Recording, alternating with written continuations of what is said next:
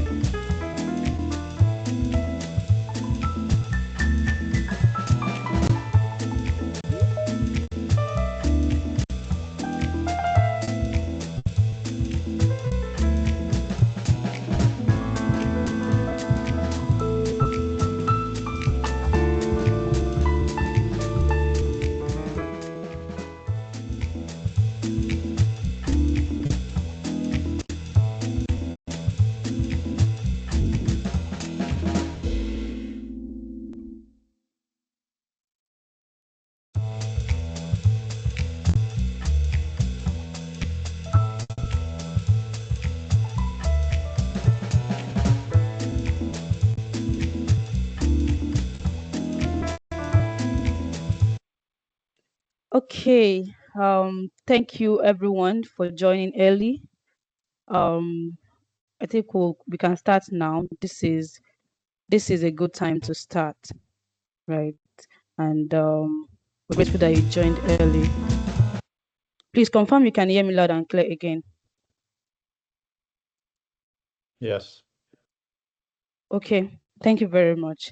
All right, good morning, everyone. And just to start, imagine you are planning a road trip to a city that you have never visited before, meaning that you do not know the tactics, like how the place is, and you have two options, either for you to start driving based on assumptions, based on what you think, hoping you will find the best route, the cheapest fuel stations, the safest routes, or you have a second option where you have to spend a little time gathering information, you checking traffic updates, studying the map, and perhaps even like asking questions from people that have gone to the city before.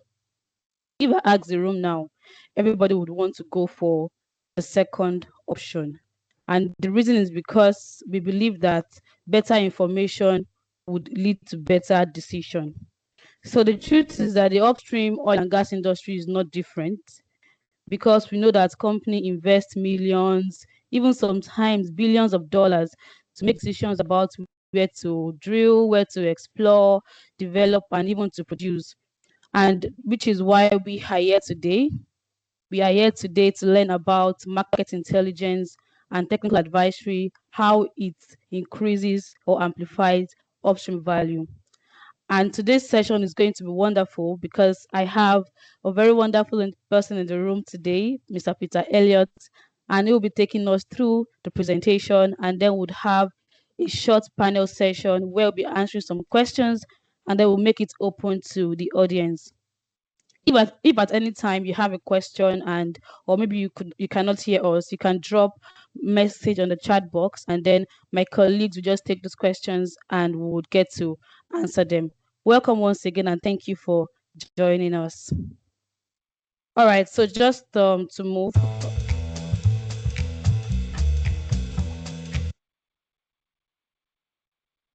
So this is the agenda for today's session, from the opening to the icebreaker, and then we just take the opening remarks, and we read the speaker's bio, we do the presentation, then the mono panel discussion, we engage the audience, and finally the closing remarks. All right. So at this point, I would love to call my general manager, Mr. Azai Odimaojo, to take the opening remarks on behalf of Avexture Solutions. Over to you, sir.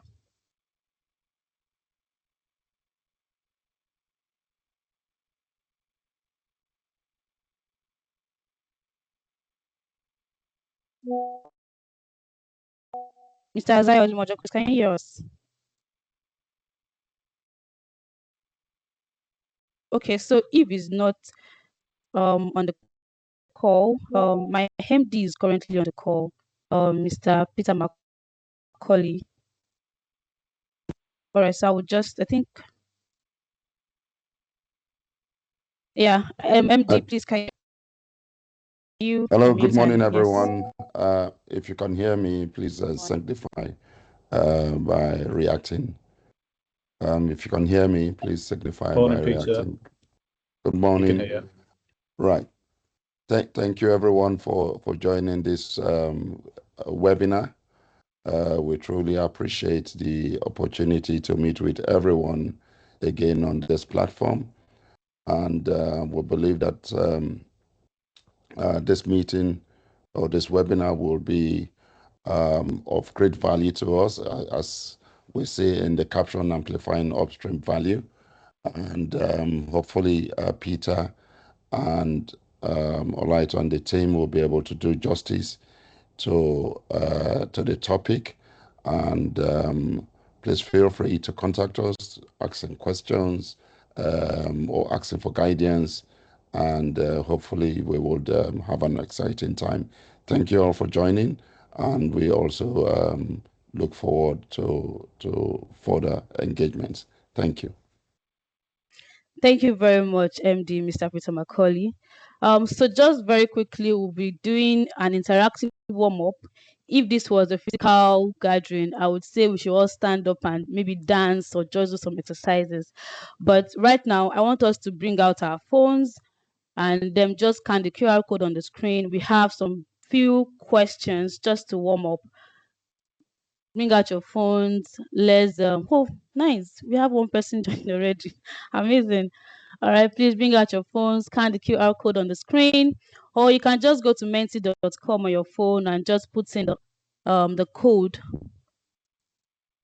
Don't worry, very simple questions. It is not exam. So we are safe. All right, we have 5 people. So we have about 24 people on the call. So if we can have 60%, which is about 15 people, that would be wonderful. So we have 8 people joined already. Can we have more people? Thank you. 9 people. 10. Amazing. Amazing. We are active. Thank you, guys. Thank you. More people. More people. Don't worry. It is not a competition. It's just some simple questions. 12 people joined already. Thank you. Can we have 3 more? Please, 3 more. 3 more people.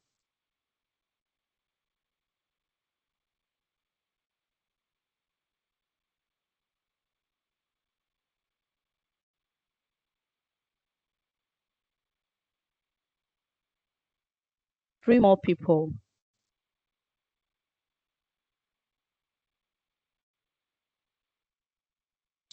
Well, we have 13. Cool, cool.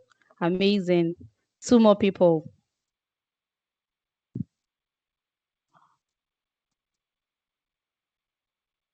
2 more people. Thank you. 14. One more person. Just one, just one. Tick, tick, tick, tick, tick, tick, tick, tick, tick. One more person. Thank you. Okay. So now we can just proceed. Right. We are 16 now. So what comes to mind when you hear upstream value? What word or words come to mind when you hear upstream value? Is it growth? Is it production? Is it money? Is it just oil and gas? What word or words come to mind when you hear upstream value? Production, gas, oil, beautiful. Exploration, thank you, thank you. Okay, return of investment, cost efficiency, exploitation, MPV, revenue. Nice. Can we have more people respond? Cool, cool. Thank you. Thank you. Okay. Investment, growth. Thank you. Maximization, resource management. Okay. Clarity. Oh, barrel of oil. Okay. Thank you. Thank you. Can we have more? Maybe like 2 more people. Money. Hey, this person would like money. Money. Okay. What else? Exploration value. Okay. Thank you very much. So let's just go to the next one. So which area creates the most value today? Is it the upstream sector, the midstream sector, the downstream sector, all of the sectors, or you can't just say all? Amazing. Upstream. Okay, upstream is winning. All is just one. More response. Upstream. Wow, beautiful. All right. All. Okay, so we have 50-50 now. Okay. Upstream is winning. All. Okay, 4. All right, 7 and 5. All right. 7 and 6. Beautiful. 9 and 7. Amazing. Okay, 9, 9. That all. I think we are good. So upstream and all of the streams. Amazing. So can you rank this from most to least important for upstream value? So do you think operational reliability is the most important, or is it reservoir performance? Is it cost efficiency? Is it market intelligence? Is it team capability? Rank all of them from the most to the least important. Just very quickly.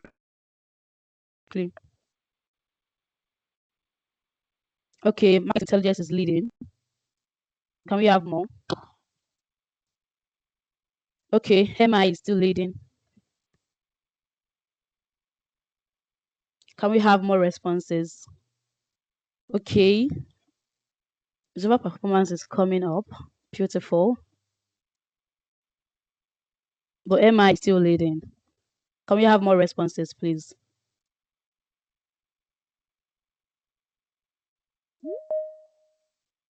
Okay. MI is still leading. Beautiful.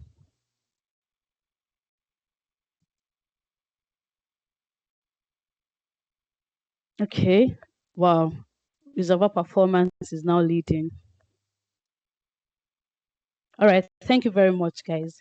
So from here now, I think RP is leading, and then we have the market intelligence, the team capability, operational reliability, and then cost efficiency. Right. Thank you. So what is one challenge you want this presentation to address? So the idea of doing this interactive warm-up is just for us to have a view of what you are thinking, of what the audience is also thinking about the topic. So now, what is that one challenge you want the presentation to address? Just one word is okay. It could even be a phrase or a full sentence. Okay. You want it to address lack of valuable information. Amazing. You want it to address upstream transparency. Okay, accurate intel. Nice. Reserve. Beautiful. Can we have more responses, please?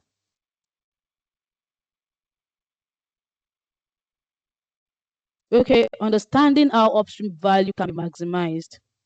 Okay, market intelligence. Okay. So Peter, can you see what the audience are saying? So I'm sure he's ready for all of you to answer all these questions. Okay, so how Nigeria will be independent on the upstream value. Beautiful. Fiscal clarity, access to newer technology, accurate intelligence. Okay, thank you very much. I think we are over 15 minutes gone now, and then we'll just go straight to the agenda for today, the reason why we are here, to know how market intelligence and technical advisory amplifies upstream value. Thank you for staying with me to this time. And at this time, I would just love to read our speaker's profile, Mr. Peter Elliott. Peter holds a degree in geology and an MSc in petroleum geology. He has 25 years experience in the international oil and gas industry, working in new ventures and business development. He has recent experience of building oil company JVs in West Africa, including Guinea-Bissau, Sao Tome and Principe, Senegal AGC, Sierra Leone, Liberia, and Equatorial Guinea. Peter has a track record of advising large cap companies and small startups in identifying and securing suitable growth assets in Africa. Recognized as a specialist in sub-Saharan Africa, he has completed deals with the likes of Owando, Black Star, Talisman, and Roxas. Ladies and gentlemen, with virtual applause, please let's bring Mr. Peter Elliott as he continues with his session. Over to you, Peter.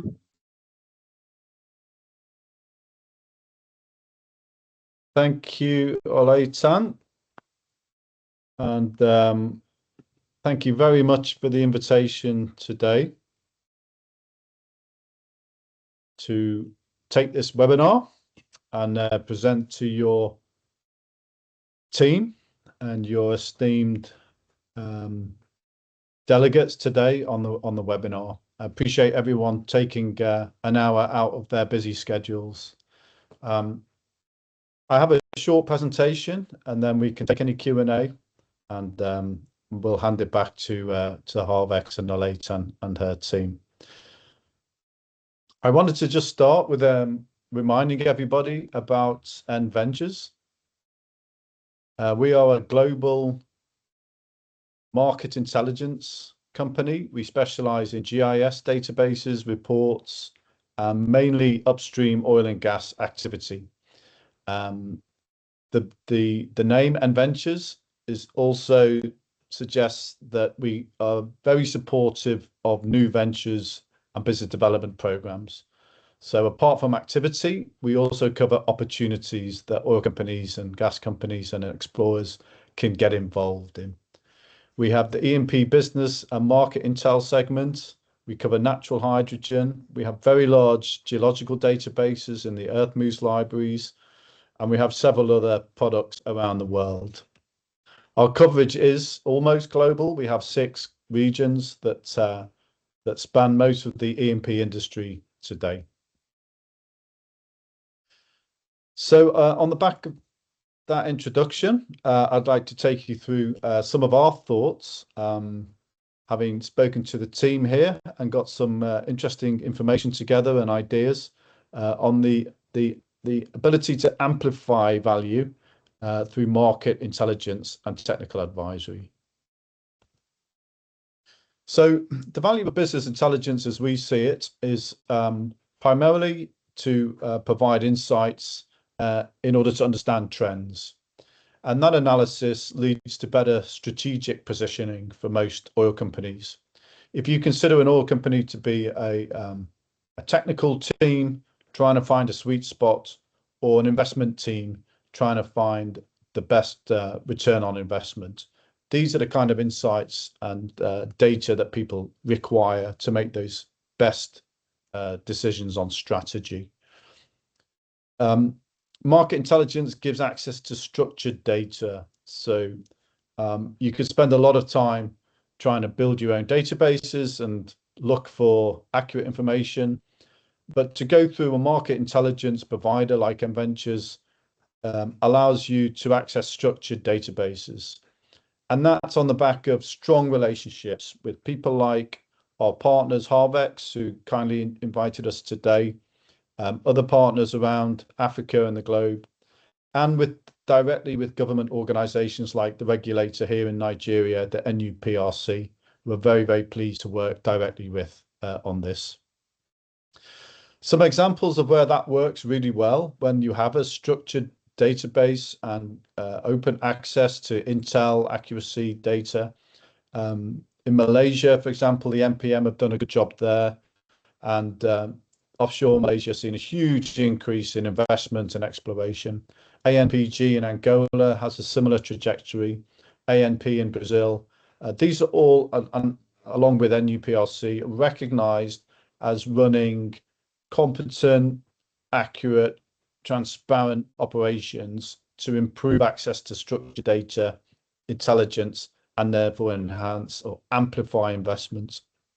It's also a good tool for individual teams, for new ventures and business development. So screening basins or blocks, evaluating those assets, and then helping them capture the opportunities. We cover technical data, so subsurface information, very important to us, the play, the reservoir, the parameters behind the productivity of any given well or field.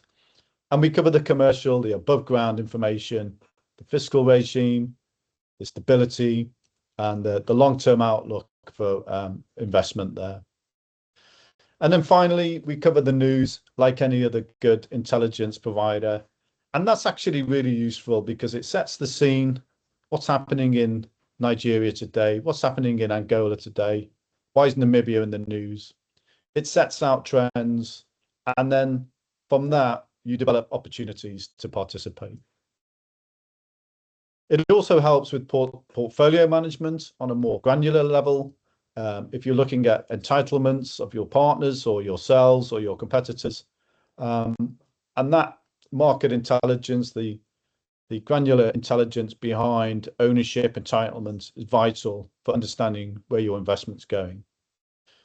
Data is always good. The more data, the better. And I think this does definitely feed into the new realm, the new paradigm of AI, language models, large and small. And oil companies and investors are definitely assimilating a lot more data than they used to, and allowing computers to develop models and trends from that. And then finally, the value really comes in managing your position with your peer group, with your cohorts. What are your competitors doing? Are they doing things better or worse than you? And yeah, it's a very competitive industry, as we all know. We can see a huge amount of competition now, especially across West Africa, as opportunities and acreage are being pounced on, literally. So this is an example of an entry level to market intelligence for Nigeria via Ventures, for example. We have the blocks colored here by operator. You have fields, wells not shown, prospects mapped from various sources. And from there, you can start to develop an understanding of the opportunities, the current activity set, and future trends. So here we have the Nigeria deal flow from the last couple of years. There have been some transactions. Nigeria, I think it's fair to say, has been relatively quiet in the last decade, but not unlike the rest of the upstream industry as we've weathered a number of storms. Most recently, though, activities picked up. So you see some farm-ins now. You see some asset swaps like Total in 257. You see sales purchase agreements, full purchases of other assets and companies. So the super majors selling their part of the JV, for example. And you see awards and ground floor entry as well. So definite uptick in transactions and investment across the Delta, onshore and offshore. For example, we noticed from studying a lot of that data, we've all witnessed the big reshuffle in the last 5 or 6 years in Nigeria. So the original entry point for a lot of the majors, super majors, was the good old JV, and that stood the test of time for 30 or 40 years. And that was how the relationship worked between the IOCs and the government and via an NPC. Well, that's all changed, of course, and the super majors have generally extricated themselves from the original JV model and taken up new PSC positions in the deep water. So Seplat transacted with Esso, Renaissance group of companies, Aradel, ND, etc., transacted with Shell. Varis took the Total piece. Eni are in the process now of selling their 5%, and there's strong industry rumours that NNPC are running a process for their remaining 55% in the old JVs. The main effect of this, as we see, again, using your market intelligence database and analysis, is we see the migration of the super majors away from the shallow water on the onshore, and their focus is returning to these big developments in the deep water. So we now see FIDs being agreed and certainly timetabled for the next 6 to 12 months on some of these huge discoveries that have been sat relatively dormant for 10 or 20 odd years. So finally, Bonga, southwest, north, the Awowo discovery looks like it should be tied back. Zaba suddenly come back to life now that the Eni Shell deal has been agreed on the old 245 OPL. And there's several others. Total are very busy with their partners around Agena, Akpo, Priori, and the satellite fields there. And there's still a few we can easily point to that are still waiting for that little bit of attention out in the deep water, Uge, Bolachotai, and Odoro, etc. But the trend is there, and the intelligence has led us to understand that a lot better, and therein revealing the opportunities. In terms of ground floor opportunities, Nigeria and the NUPRC has been incredibly busy, and I'd have to say very successful, as this slide attests, to successfully launching and carrying out bid rounds and competitive licensing round opportunities. So these are the last 2 bid round results. You see a lot of acreage being taken up with very healthy work programs and commitments, mostly in the Western Delta, in the sweet spot of the giant oil field prospects in the deep water Western Delta area. We covered drilling, and we again have noticed an uptick finally in the amount of exploration drilling in Nigeria. There has been a hiatus over about a decade since 2014-15, where deep water true wildcat activity ceased, and there was really a focus on ILX and development of existing fields and resources. So now we see a little bit of a return to exploration. Awowo was probably the most important discovery in recent years in the southeast. Agena and Akpo have had a lot of drilling. Agbami has had a further phase, and Seco. What we also do, which is of course of even more use when predicting where your investment and focus should be, is we cover planned wells. So we have a big well to watch, W2W, database for Nigeria and all the other countries we cover. And this small inset illustrates our numbers for estimated barrels to be found behind these wells to watch, which are illustrated by these triangles on the map. So again, a lot of activity around Agena, Seco, and even some planned activity in the shallow water and onshore, where the government is promoting onshore exploration as well, quite hard. In terms of deal flow and opportunities, We cover a lot of on-market active data rooms, as we call them, so farm-ins or A&D opportunities. And again, these are proliferating as we speak, as more and more companies come to the market and more IOCs visit the Nigeria scene to look for new opportunities. A company just did their first share subscription on AIM in London today, Coastal Africa. They raised $17 million in order to find opportunities exactly in these mature basins like the Delta and in the lower Congo basin in Angola, specifically to invest now in these oil and gas opportunities that have been overlooked.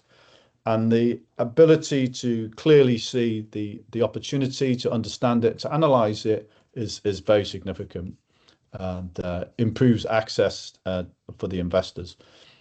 We also, of course, keep track of the resource density across all these plays and fields. We have reserves databases, and these are really vital for identifying the exact segment in the market that you're or the asset set that you're targeting for your particular strategy. Without these data sets, the strategy doesn't have a framework to sit on.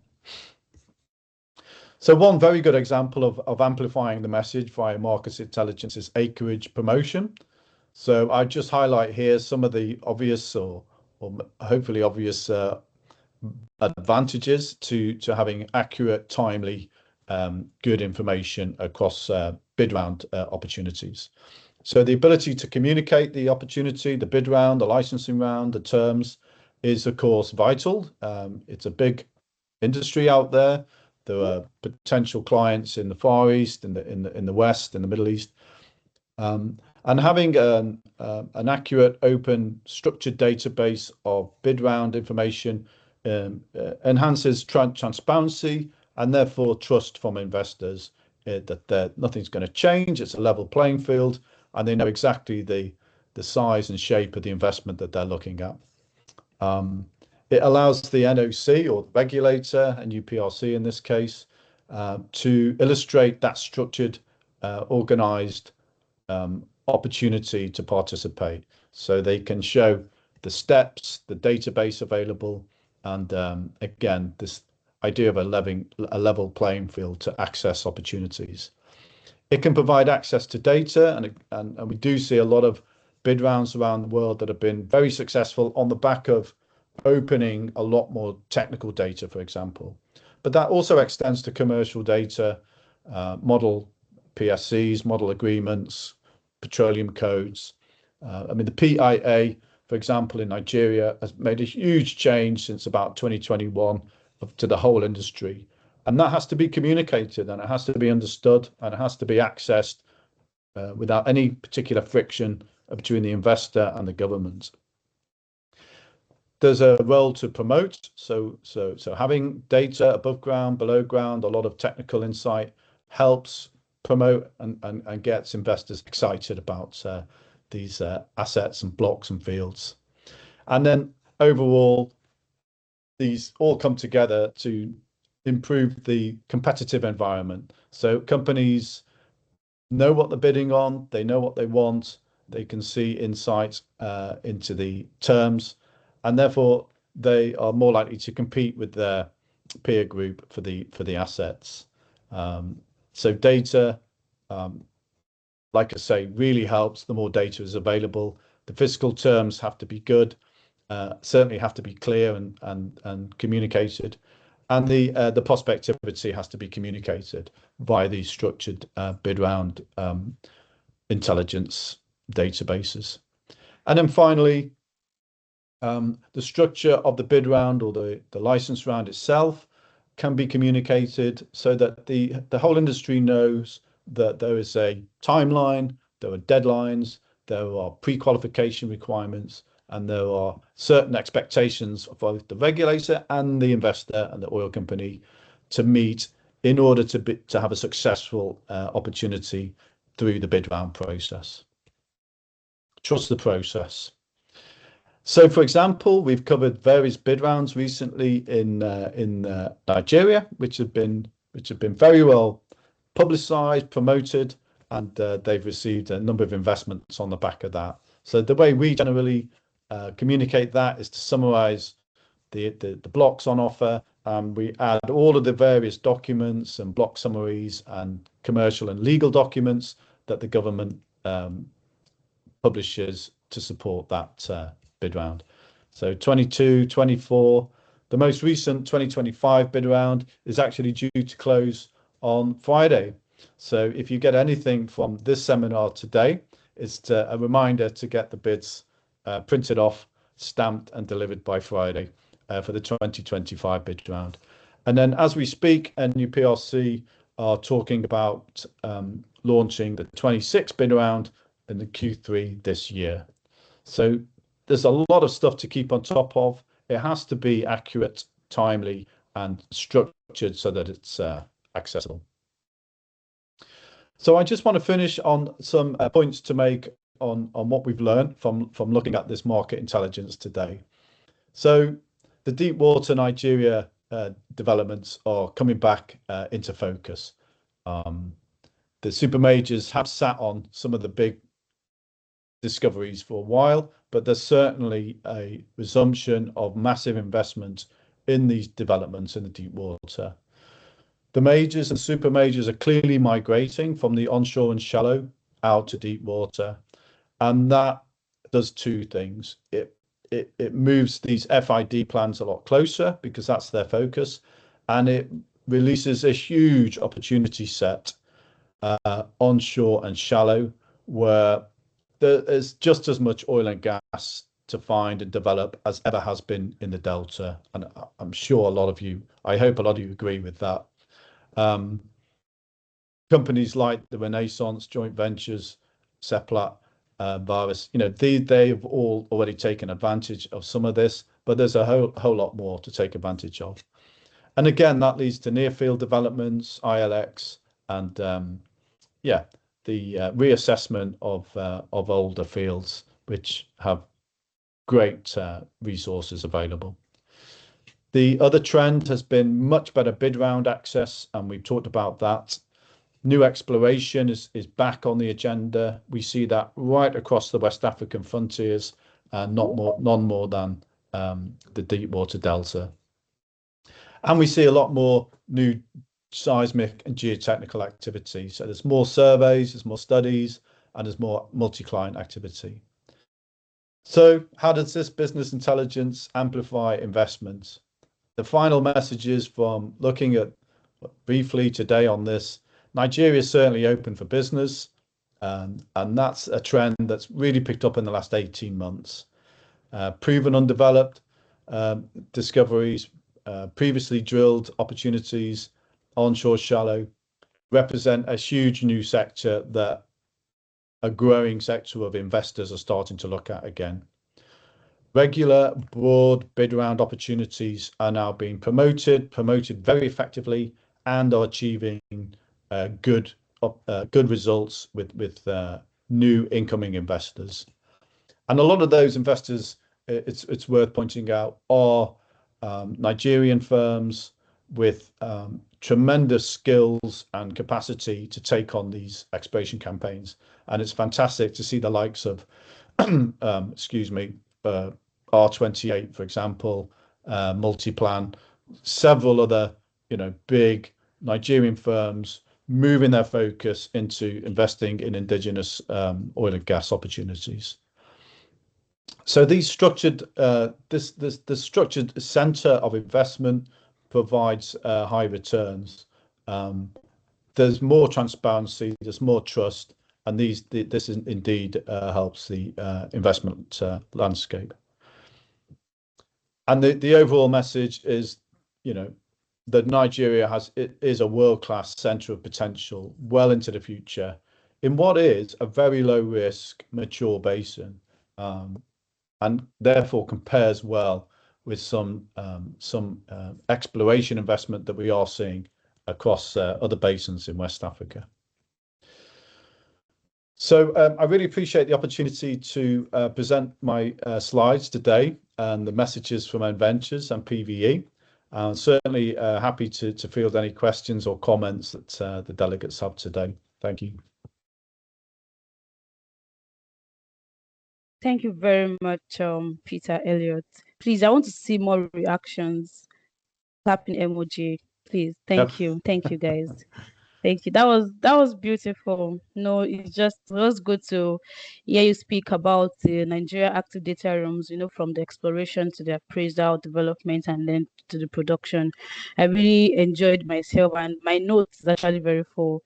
And at this point, I want to open the floor for questions. If there are any questions from the participants or from the attendees. And while people are still trying to gather their questions, just want to recognize the various companies that are represented here. I will not mention names of people. I will just mention the companies just to say thank you. From Haradel, Rano Akrit, I see people from DigiConnect, definitely the M Ventures team, they are here. Waheb, FAMFA, Onshore Frontiers, Total Energy, Chapal Energies. Thank you so much for joining us. So please, if you have any question, just feel free to either raise your hand and then I'll just allow you to speak, or you can just drop your question on the chat box.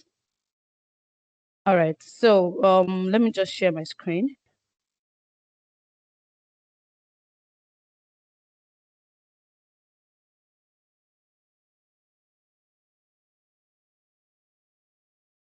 All right, so while we are waiting for people's questions, so this is like a two-in-one session in which the speaker would just have like few minutes to speak and then would have like a mini panel session just to ask some questions and then for us to get or gain more insights on the theme market intelligence and technical advisory, how it amplifies upstream value. So Peter, are you ready for my questions? Sure, Leighton, I'm looking forward to them. Yay. All right, thank you. Okay, so I'll start with this. We all know that the upstream sector is becoming increasingly data driven. So for you, how do you see market intelligence changing the way operators approach exploration, appraisal, and investment decisions across Africa? Or we can just say Nigeria to be precise now. How do you see market intelligence changing the way operators approach exploration, appraisal, and investment decisions across Africa, main focus Nigeria? Yeah, no, thank you for the question. I think what we're trying to show today is there has to be access to market intelligence, and it should be clear, timely, and accurate. And I think the trend is towards that. There's certainly when myself and my colleagues started scouting back in a small office in Tetbury with IEDS back in the 90s, there was a lot of opacity with the oil industry. There were some countries and provinces where it's difficult to get intel, activity information, and therefore finding opportunities was difficult. So the trend has been to become more transparent, to become more accurate and timely. And what this does, in answer to your question, it allows companies to sharpen their strategies. So it allows a company to be more focused on the strategy that they want, that they've promised their investors, that they need to deliver on. And it also allows them to achieve the strategy more likely because they have the intelligence to back up why they think the opportunity set is there. And then they have the intelligence and the data to help build the winning bid or build a strategy that helps capture that opportunity. So it's both vital, and I'd like to think it's on an increasing trend of importance as well. Thank you. I love the fact that you said access to market intelligence should be clear, timely, and accurate. Those three factors are very, very important because if it is clear and accurate, but it is not timely, then there's no value that will be gotten from it. Or if it is accurate but is not clear enough for people to understand, then no value will be gotten from it also.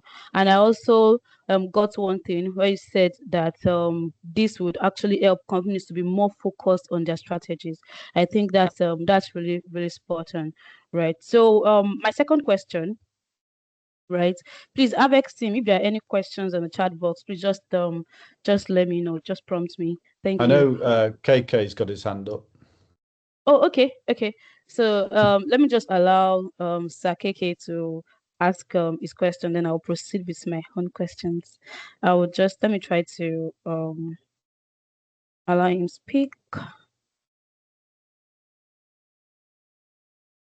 Okay, Sakeke, please, you can unmute and speak now. Okay. Can you hear me? Yes, Yes. we can hear Okay. you. Thank you. First of all, I would like to apologize for joining the meeting late. I was coming from another meeting. So this No is problem. KK, Kanu from Waib. Peter, nice to hear you. Nice to hear you, sir. Yeah, thank you. So thank you. Beautiful, wonderful presentation materials. Thank you. Yeah, thanks. I mean, really, really very good. I was kind of like waiting to hear something on the frontier basins for Nigeria, Benin Basin, Chad, Anambra. What your thoughts are. Maybe those are more one-on-one discussions. And then also what other opportunities are in West Africa. So maybe those might be, one-on-one discussions or subsequent meetings. But thank you. Maybe because you've done the Niger Delta one so good and so timely, it made my mind just stretched to the other close things to the Niger Delta. Thank you very much. And thanks to Harvest Solutions, Solutions. Thank you very much. You're welcome, sir. Thank you, KK.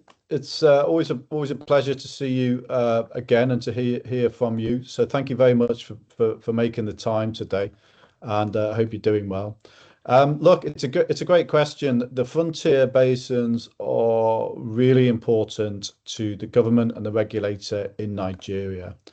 The Delta looks like the gift that keeps giving, and it is. It's the goose that lays the golden egg. But of course, all good things do come to an end. And the future of oil and gas exploration, frontier exploration, besides the ultra deep water, is onshore these big basins in Nigeria. The maps we produced today, we had to compromise, KK, because we wanted to show all the vast extent of the frontier basins for Nigeria. We had to, because that is a very large area to cover in all our maps, we decided to focus on the Delta, and you picked up on that rightly. But of course, there's 2/3 more undrilled or underexplored opportunities everywhere from the Dahomey, Benin basins, right across onshore the Alhambra and some of the other basins you described. I think it's important, probably more important, to find information, to reveal that information, and to provide it in a structured context. And Ventures, I think we really focus on delivering geological context with all of the intelligence that we provide, so that at any given point you could be looking at a block you may want to bid on onshore, and you're going to see the subsurface context, you're going to see the play, as well as the terms and the fiscal regime for that block and the entitlements.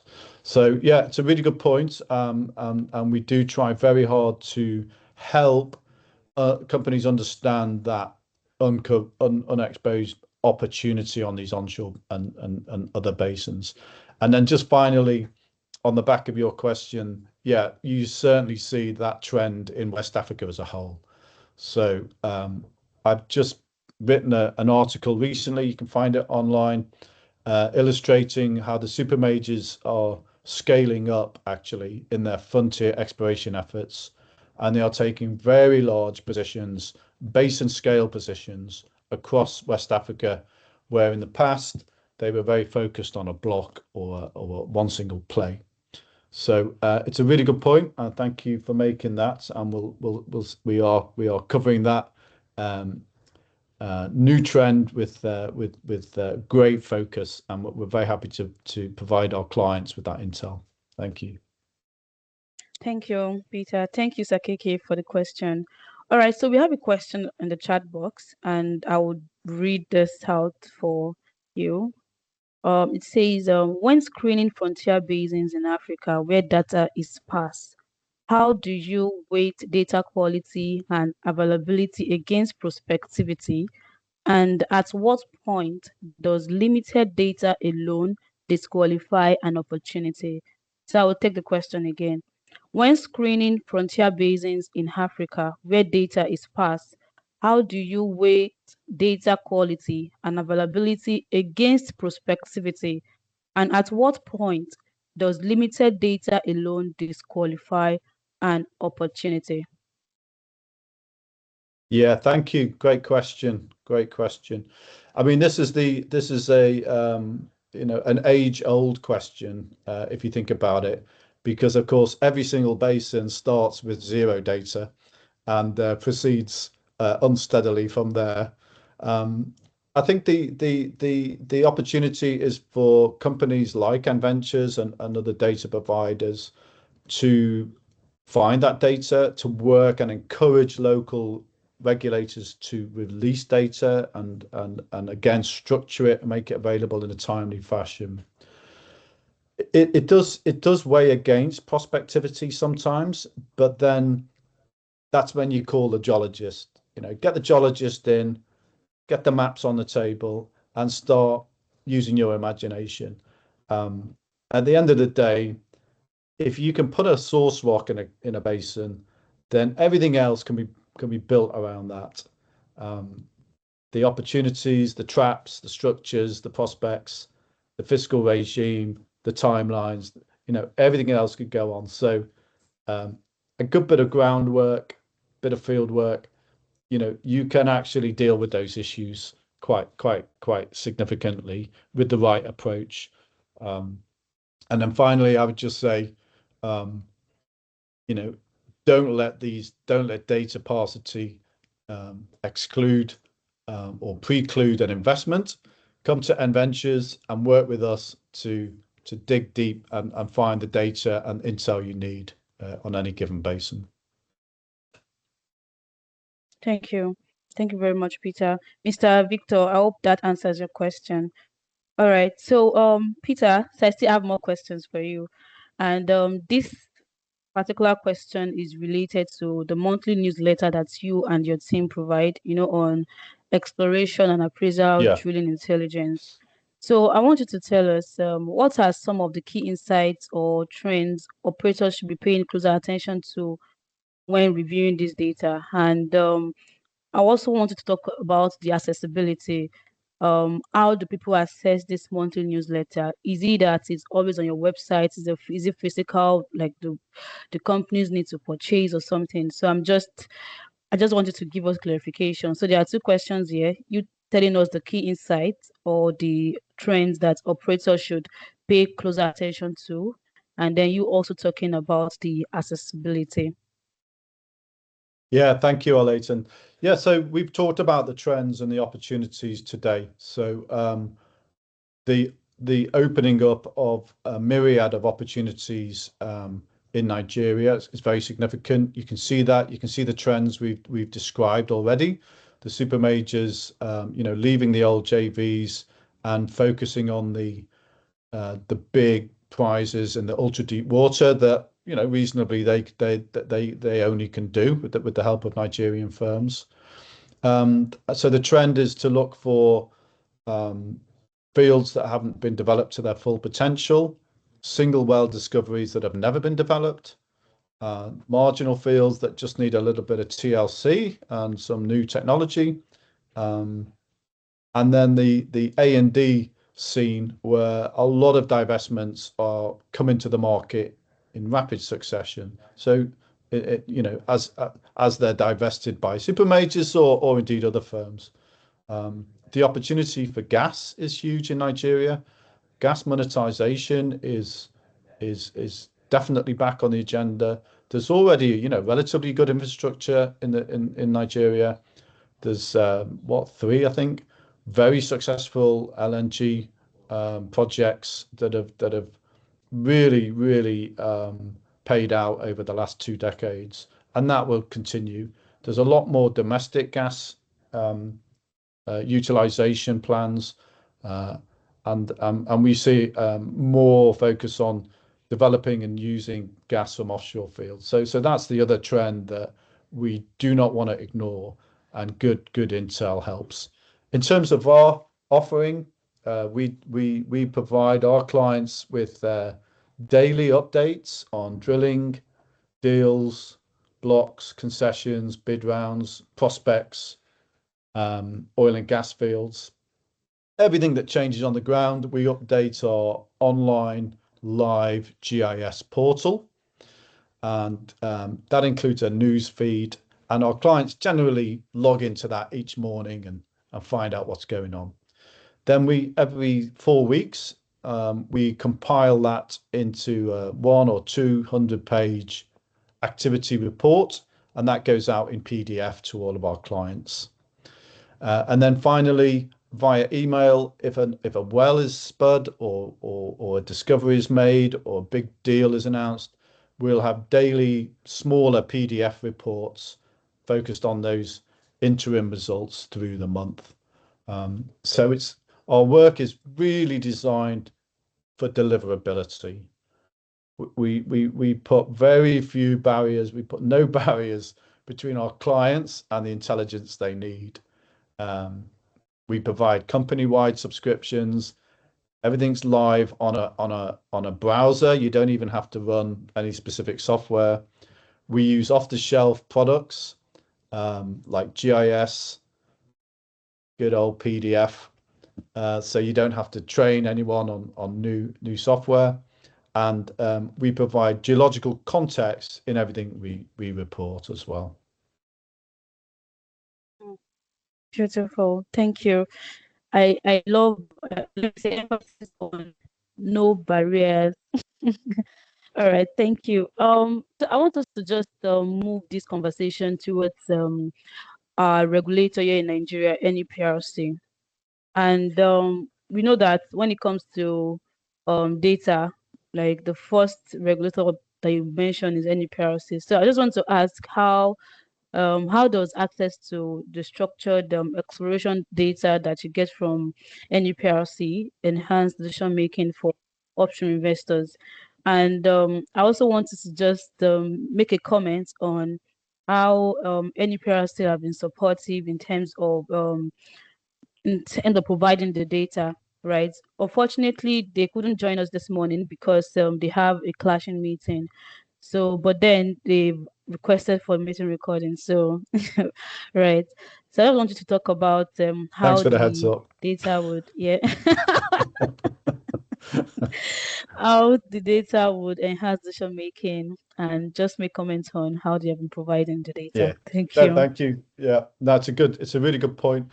We really value our relationship with NUPRC, and I have to thank Harvex Geosolutions for helping to broker that agreement and that relationship over the years. So thank you to the chairman and to yourself and your team, Alatum. The relationship with NUPRC is vital. You know, they are the regulator, they are the custodian of data, they track activity, and of course they manage all the activity. You know, who's doing what, all the compliance of the oil companies, setting up bid rounds. I mean, the fact that they're not here today illustrates how busy they are. You know, managing all of this new wave of investment and licensing in the country. So it's a fantastic opportunity we've been given to work with NUPRC. We get regular updates on activities such as drilling, changes in bid round activity, geophysical activity, and we take that all in and we add as much value as we can by adding context ourselves, whether that's geological context with seismic or cross sections, or sometimes it's commercial context. So will comment on the fact that someone's drilling a well, and it's with a view to again appraising a field that might come to FID soon.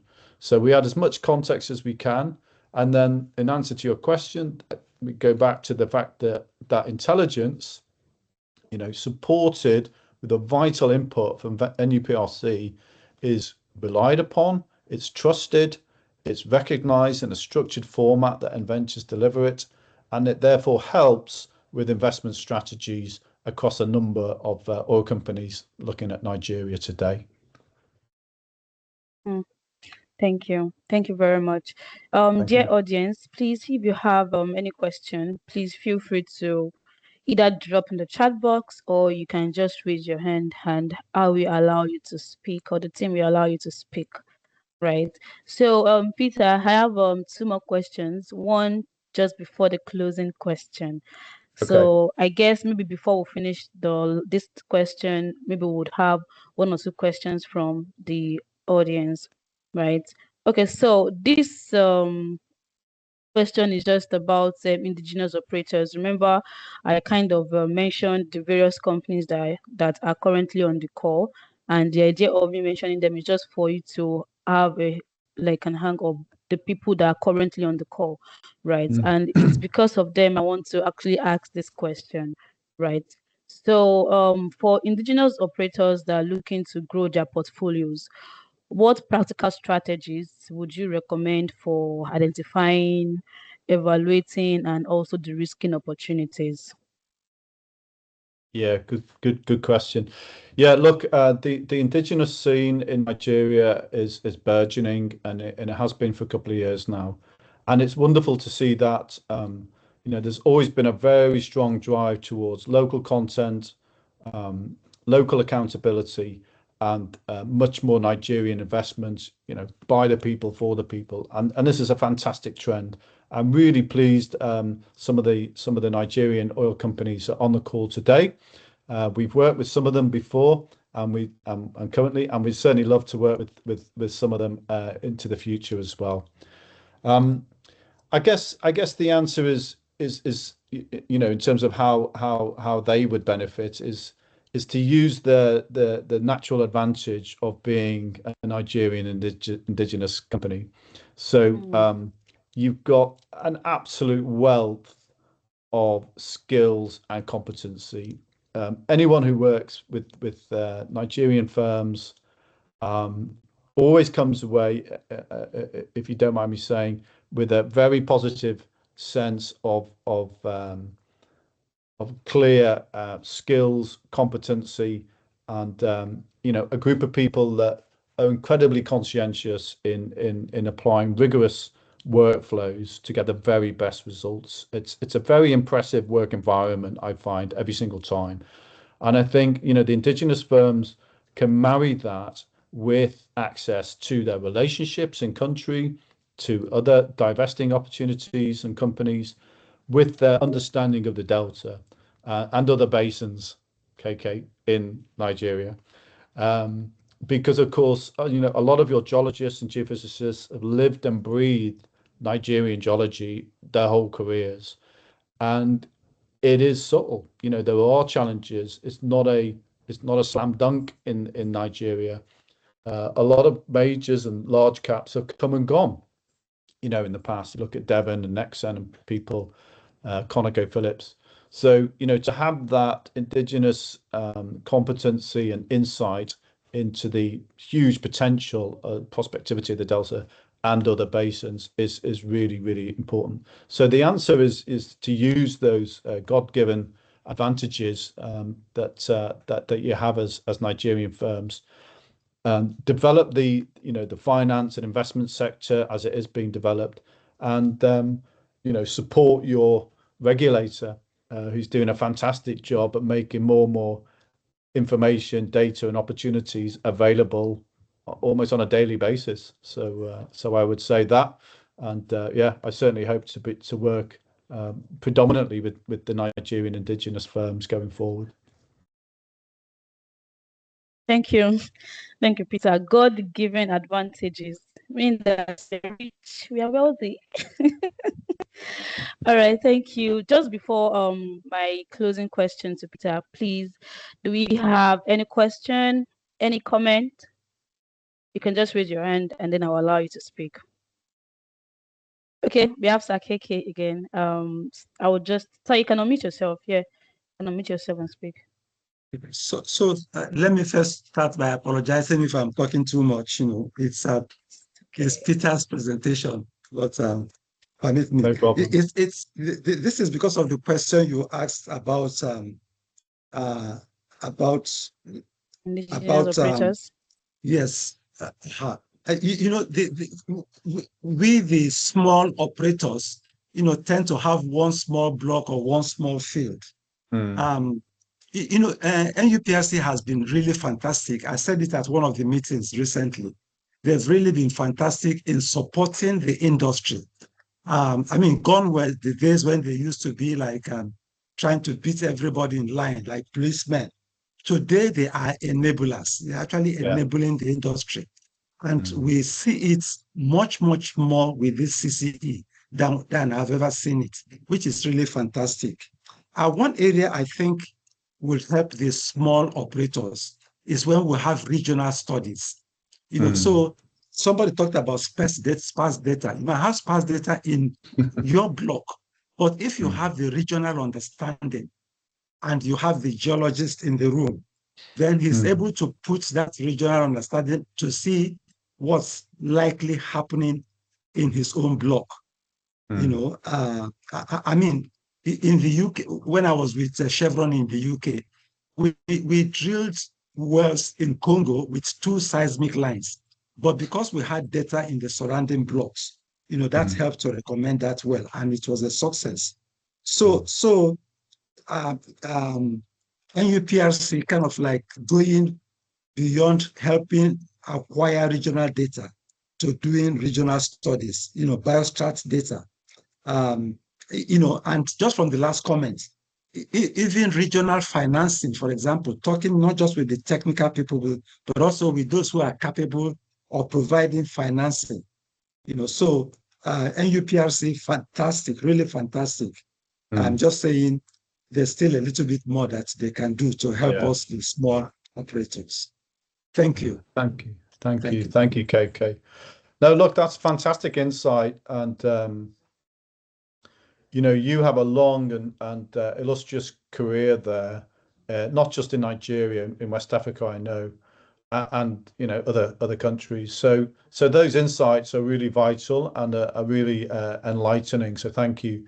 I guess the only thing I would say, you've explained it very well, is in agreement with you, the industry does seem to have moved away from these big regional technical studies that used to underpin the opening of the frontier basins, or even some of the mature basins where you would go back and re-look at a play or a play fairway. And they take investment, don't they? They take commitment and they take pre-commitment. And I know Harvex Geosolutions has done a number of these big regional studies that help companies. And it's wonderful to remember how a lot of exploration started with these group studies or multi-client studies or basin scale studies. And I think you and I agree we definitely need to revisit that approach, get the regulator to continue to support that approach, but get oil companies to come in earlier and support those regional studies. Thank you. Thank you so much, Peter. Thank you so much, Sir KK. All right, so just this is the closing question, and we'll be answering this together actually. And the question is, so if there is one key message you want participants to take away from today's session about unlocking upstream value, what would it be? So I want you to go first. One key message you want participants to take away from today's session about unlocking upstream value.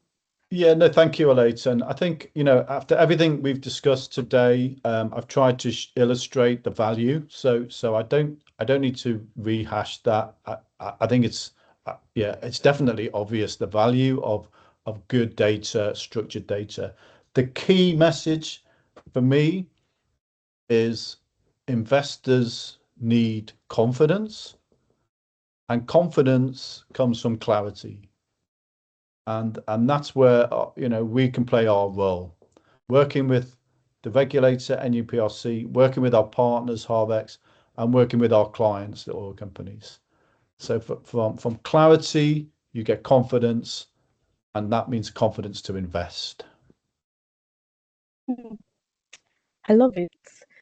You Thank you. said investors need confidence and confidence needs clarity.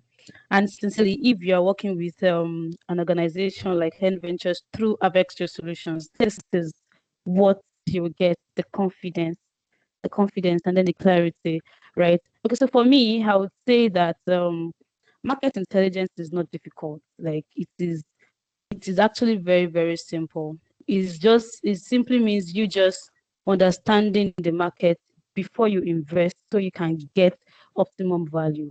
That's it for me. And I hope that people on this call they've gotten value for their 1 hour dedicated to this conversation. And yes, at Avex Solutions, we organize webinars like this quarterly, just to let people know about what we do, to give people more value, yeah, and also for people to understand the kind of services that we also offer in Avector Solutions, right? Well, you can still ask your questions if you want to ask questions. That is totally fine. Um, so if there are no questions, I think we just want to get your feedback. So you can just go to our website, you can fill the form on the website through contact us, and then you can give us feedback. Or better still, you can just respond to one of the emails that we must have shared between the past, just to give feedback on this webinar.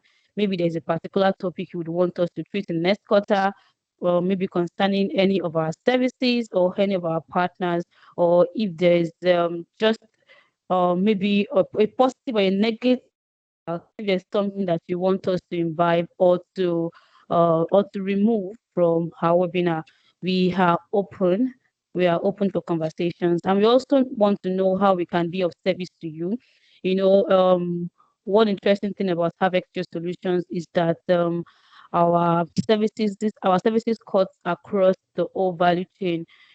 From data acquisition to interpretation and some and advanced studies, from seismic acquisition and processing, to pressure prediction, quantitative interpretation, QI, portfolio analysis. That's very important because that's what I major in. Portfolio analysis and so many others. It's just for you to just come and we can have a conversation and know how we can work with you better. So please, we want your feedback, and that would really, really help us to do better. All right. So at this point, I want to end Veto to do a closing remark, and then one of my managers, my general manager, Mr. Azai Odimojo, will also do the closing remark on behalf of AVEX. So Peter, I want you to assign someone from your team. I think Ian is on the call. I don't know, Chris is on the call too. Just assign one person from your team to just give a short closing remark, and then someone from Habex, my general manager, would also do the closing remark from our hand. Okay. So end ventures team first. Thank you, Olayton. Well, you sprung that on me, so I haven't prepped my team, but if Ian Blakely is focused on the call, he might step in now. He's our business development manager for this region. So okay. Yeah, but yeah, otherwise my closing remark would simply be thank you. We really, really appreciate this opportunity to address the audience and to enthuse about some of the work we're doing with Harvex and with NUPRC. And yeah, we love the scene in Nigeria, and we want to do a lot more work there and work with the people on the call. Thank you. All right. Thank you so much, Peter. Thank you, End Ventures team. And okay, also, so we have, apart from the companies that I called earlier, right, we also want to appreciate people from Britain IU and also Broron. Yes, they are currently on this call. Thank you for joining. Thank you. We really appreciate you taking our time, to join this value-driven webinar. Okay, so my general manager, Mr. Azayo Demojo, over to you, sir.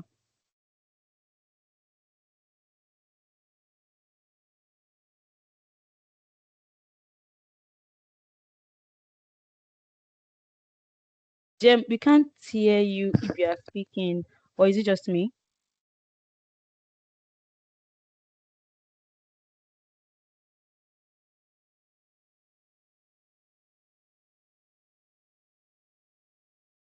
All right, or maybe I should step in again.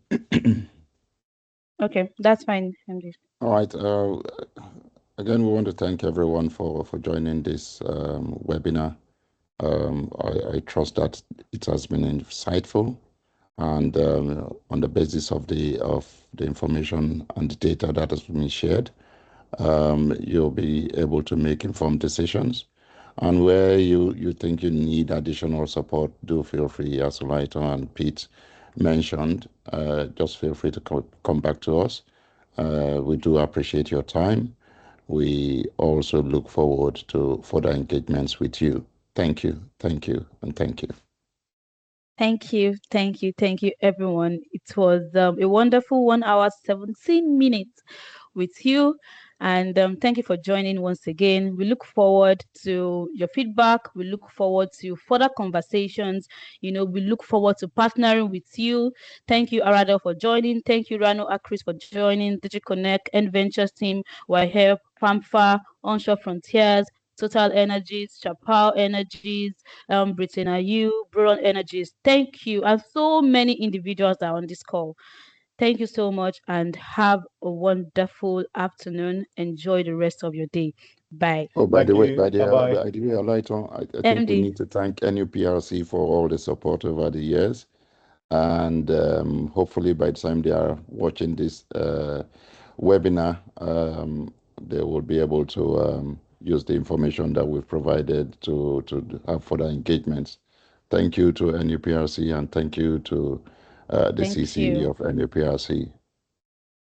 Yes, thank you so much, NUPRC team, for all of the support over the years. Thank you so much. All right, everyone. Thank you for joining and have a peaceful day. Thanks, Thank you so much, Olaito. Well Peter. done. Bye-bye. Yes, sir. Bye. Thank you, Peter. Now I can hear you. Oh, GM, can hear you. I can hear you now. Thank you so Yeah, I much, can hear you. sir. I think it's that